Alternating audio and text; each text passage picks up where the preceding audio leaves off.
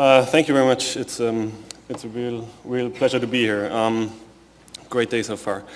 So I'm going to start with a brief look at the role of materials throughout the history of architecture. In ancient times, the role of materials was very pragmatic, basically. Their use was solely determined by their local availability, by certain social or economic issues, by structural requirements, or simply due to their aesthetic and visual appearance. Form back then was seen as a pure expression of intellect, and materials solely a manifestation of those ideas into physical artifacts. It was striking, however, that the craftsman or the master mason not only designed the building with all its details, but also knew exactly which material to use and how to apply this material most efficiently. With industrialization then came the possibility to mass-produce materials and in a very consistent quality and dispatch them over very large distances. But while new inventions such as steel and glass and later on reinforced concrete enabled much lighter, stronger, and especially higher buildings, a very strong interest emerged towards the development of industrially prefabricated component spaces and then even buildings. These ideas were taken to a completely new level at the beginning of the 20th century when the first entirely artificial substance entered the architectural world, namely plastics. This new material, which unified various properties, greatly influenced the imagination of artists and architects of the post-war and enabled them to envision an architectural reality which should become more than the creation of isolated and static structures. However, today our continuously growing interest for perfect surfaces and smooth forms has somewhat culminated in today's advancements of CAD/CAM technologies. Today, any imaginable and sometimes even unimaginable form can be generated. They can be endlessly and dynamically reshaped. And material as a form determining factor has basically been replaced through simulated physical, structural, or biological processes, and thus shifted back to the very end of the design process where it then undergoes solidification within production. Despite these highly advanced and highly dynamic design and fabrication methods, contemporary architects somehow think of materials as these kind of standardized components that can simply be chosen from a design palette and then, similar to the use of textures in 3D renderings, applied as visual and compositional architectural elements. Similar to this generalization of materiality, spatial design and the arrangement and organization of rooms and even buildings is still very much tied to standards and rules and scale systems which are based on this idea of some kind of average human in terms of proportion, interest, and also behavior. I think this is surprisingly striking since we're actually all completely different, and it's precisely or exactly our individuality and our personality which defines our identity. And in our daily life, we're obviously using all kinds of possibilities to express our identity, to demarcate ourselves from the mass of similarity. And I think that this desire for self-display becomes even more evident once we start looking at trends in present and especially future generations. So after expressions like Generation X, which some of you might know, Generation Y and Generation Z, babies born since 2010 are called Generation Alpha. Obviously, there is only very little or basically non-empirical data available to evaluate the demands of these still very young people, but nevertheless, there can be some predictions made based on statistical surveys on their preceding generations.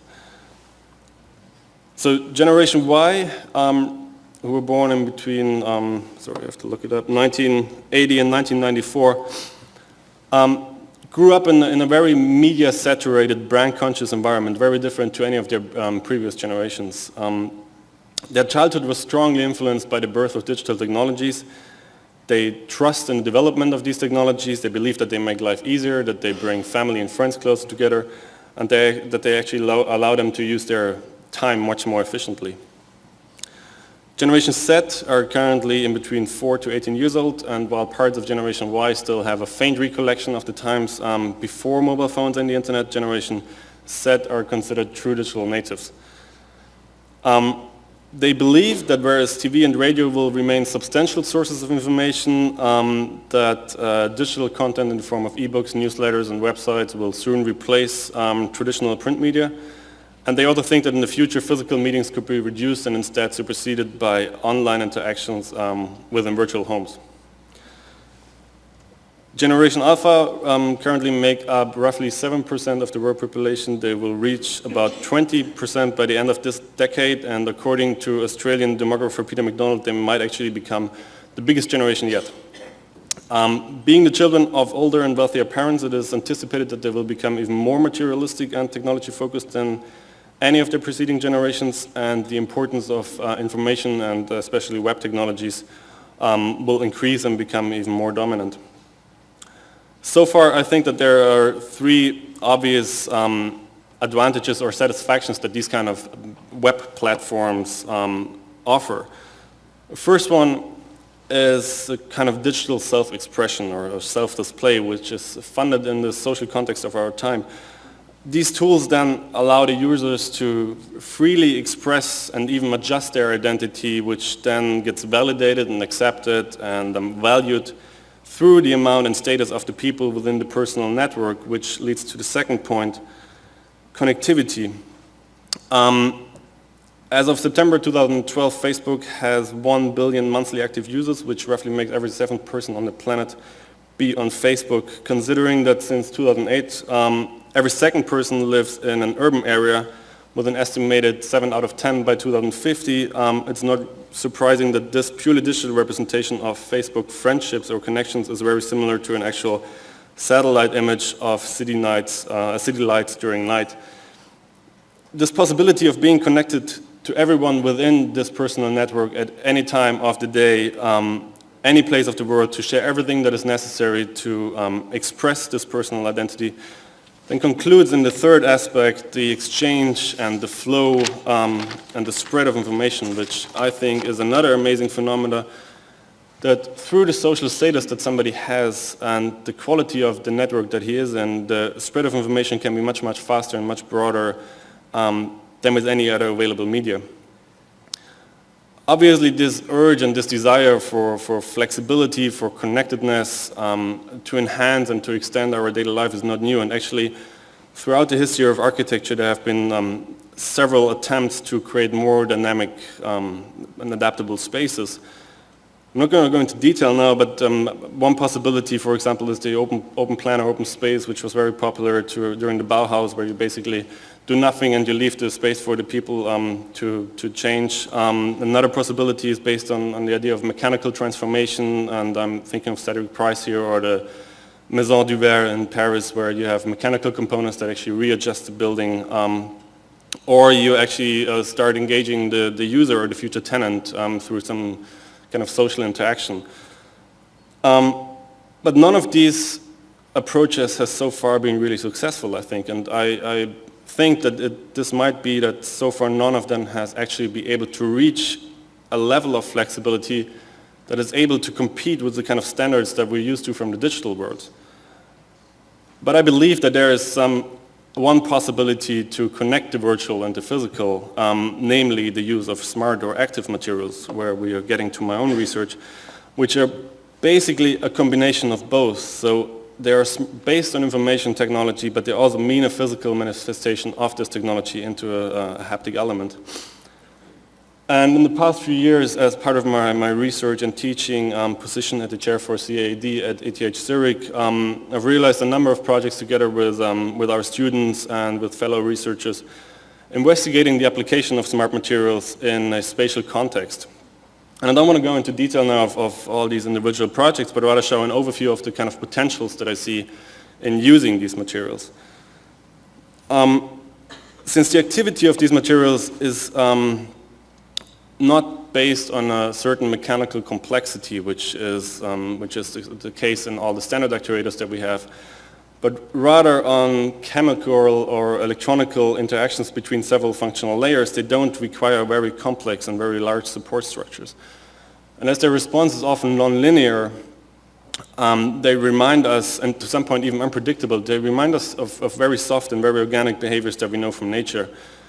And this is a project that we did in 2010, which a student project thesis, where we were trying to express this softness in a spatial installation. The second potential that I see is the kind of immateriality of these materials, and this is an image of a project that we realized in 2011, which I co-taught with Rory Glynn from the Bartlett, actually. In this project, the students were using electroluminescent foils to create very lightweight, very delicate, and very dynamic shapes that were then moving and flashing in response to user presence. The third point that we investigated was the idea of self-producing those materials and identifying yourself with the process of creative making. And that was done during a workshop that we did at the Zurich University of the Arts together with Loop.ph Design Studio in 2011. Then got interested in merging the materials in order to create autonomous structures, combining them into self-sufficient systems, and that was what we did last year with last year's MIS class, where we actually produced solar cells, but also electroluminescent displays, electroactive polymers, and they were all working together, and the power that was needed to activate these components was produced by the solar cells, which were also self-made. So the students really produced all the materials in this installation, except for the cables and some acrylic bases by themselves.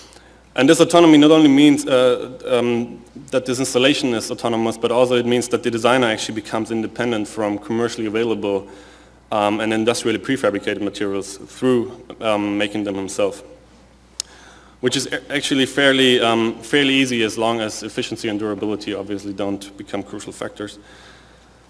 And the last project that I show was actually just finished last month, and I'm very happy that some of the students who worked on this are here today. And in this project, the idea was to look at an ecology, like what if all the materials are the same? So these are all units which have the same functionality. They're able to change their color, but they're networked together in a distributed network, and they can communicate with each other and basically tell each other what they're currently doing, what their state is, what they're sensing, and then there can some emergent behaviors can be created out of this. I think, well, I personally think that it's very important to do these kinds of experiments. Obviously, this can only or mostly be done in research and educational environments. But I also think it's very, very important to share the knowledge that is generated through these kind of ideas, and that's why it was mentioned before, I founded a research network called the Materiability Research Network, which you can find on this web link, and there you can also find much more information on the projects that I've just shown. And with this network, I'm trying to bring together scientists, architects, designers who are actually interested in these phenomena and these who share a common interest, and the platform has a bunch of materials that are explained there. It has tutorials on how to produce these materials, so you're very welcome to check out the website. Thank you.